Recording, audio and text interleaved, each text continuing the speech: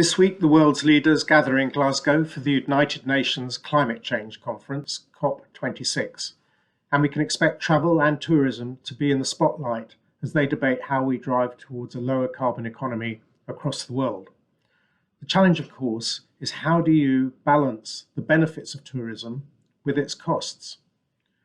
Number 1 out of 17 Sustainable Development Goals from the United Nations is the reduction of poverty, and we know that tourism accounts for 10% of the world's employment and a much higher proportion in some parts of the world. We've seen through COVID the devastating impacts where tourism stops, both in employment and social disruption. So we need to work with our government in the UK, but internationally with other governments as partners and not as adversaries to think how we develop tourism for the future.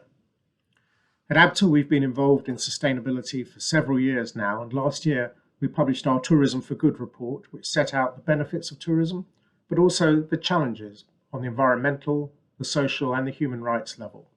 And we're committed to working with our members to meet those challenges and to measuring progress.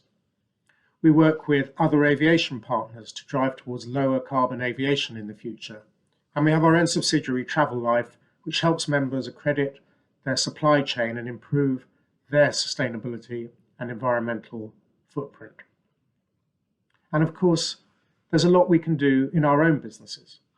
Big problems don't always have big solutions, and sometimes we each need to contribute in whatever way we can towards meeting the challenge of climate change.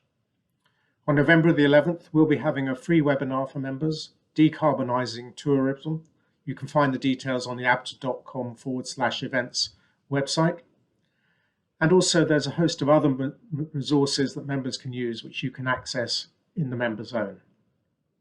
We're at a crucial moment in terms of climate change.